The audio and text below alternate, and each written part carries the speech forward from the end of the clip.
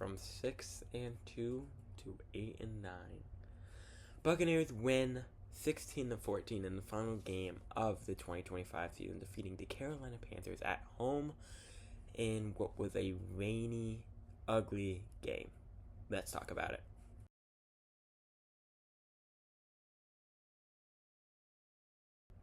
Hello everyone and welcome back to Tampa Bay Sports Daily. And first things first, I want to say this is not my end of season recap video. This is just breaking down the Buccaneers win over the Carolina Panthers and the results of Falcons Saints yesterday. I wanted to wait to make this video until we had those results in because I didn't want to make the video and then have to make another video breaking down that game. So, Buccaneers do beat the Carolina Panthers 16-14 in what was the first step of them needing to win the NFC South. Sadly, the second step did not happen. The Falcons beat the Saints 19-17 and what was a very, very stressful game to watch. It seemed like the Saints had it in their grasp, but the Falcons pulled away with a late interception. I don't really care about the touchdown the Saints got late. That interception basically sealed the deal. But going back to the Buccaneers-Panthers game, I was at this game. I got there 2 hours early so I could pick up a Mike Evans bobblehead. And very cool bobbleheads, very, very nice. The lines weren't really well organized, and I don't blame that on the Bucs organization. They haven't done bobbleheads very often, but a nice giveaway for the final game of the season. And now we walked around the stadium a bit, but before warm-up started, we headed out around mid-warm-ups, and it was drizzling a bit. But then before kickoff, it really started coming down. And in that first quarter, let's start jumping in the game. Bucs drive right down the field, just like last week against the Dolphins, and get an opening drive touchdown, a 18-yard passing touchdown to Cade Otton. That was at our side of the field when I was at the game. And that was a very nice start. Bucs offense looked unstoppable on the first two drives. They go up 10-0 with a nice field goal. I felt they could have scored a touchdown on that drive as well. But then the Panthers scored a touchdown themselves. A very wide open Tommy Tremble. Very ugly. And this was like, crap, we're going to blow another lead. But luckily we held them off the scoreboard for a while. We got another field goal late in the second quarter. Bucs fans did not like how they ran that drive. I felt they could have taken a couple shots to the end zone there as well, in my opinion. But halftime, Bucs up 13-7. It seems like the Bucs dominated in offensive possession that first half, and just a very good first half. It looked like they were moving the ball well. It looked like they were playing a lot better than they did 2 weeks ago against Carolina, even last week against the Dolphins. Baker's interception in the first half, completely on him. This is something that he's had a problem with ever since he was drafted.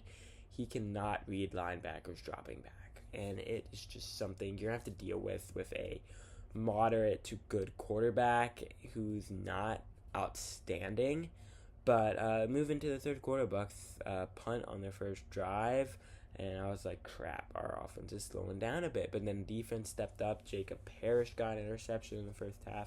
They forced a fumble early in the second half, early in the fourth quarter. But in the third quarter, we got another field goal, went up 2 scores. And I felt pretty good at this point. Our defense was shutting them down, and I felt pretty good. And I felt when we were trying to kick that field goal, I felt we could put this game away, but it was blocked, which allowed the Panthers to get the ball back and another touchdown that was on a deep ball. That was set up on a deep ball to Tyrell McMillan on a 4th and 8 blown coverage, and Todd Bowles special, really. I mean, we've seen him blow coverages a lot.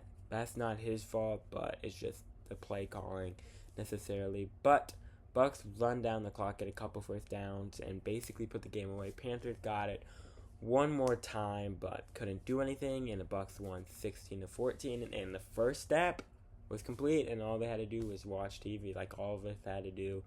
And the Saints sadly did not win, meaning Carolina wins the NFC South, breaking the Bucs 4-year streak of that, and snapping the Bucs 5-year streak of making the playoffs. And as someone who's grown up as a Tampa Bay fan, the first 12, 13 years of my life, this team not making the playoffs, the last 5 years of them are, and even having a Super Bowl win, it feels regular to me for them to choke away a season like they did this year, but I'm not going to get into that until my next video.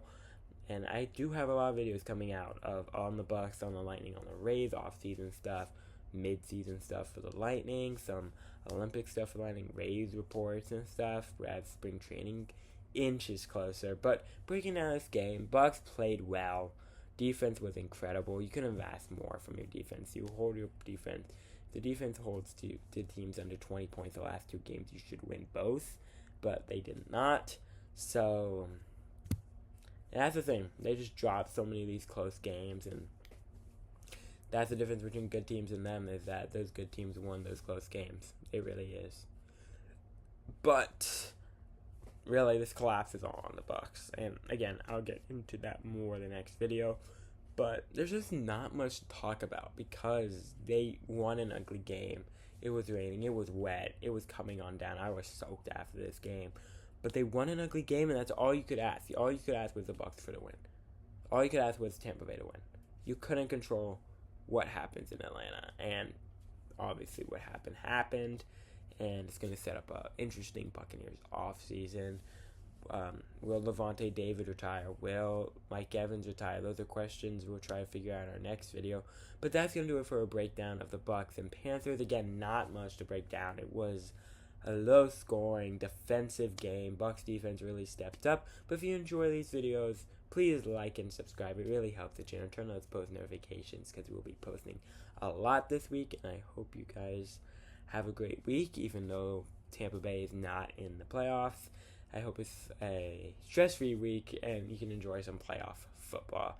I'll see you all in the next video.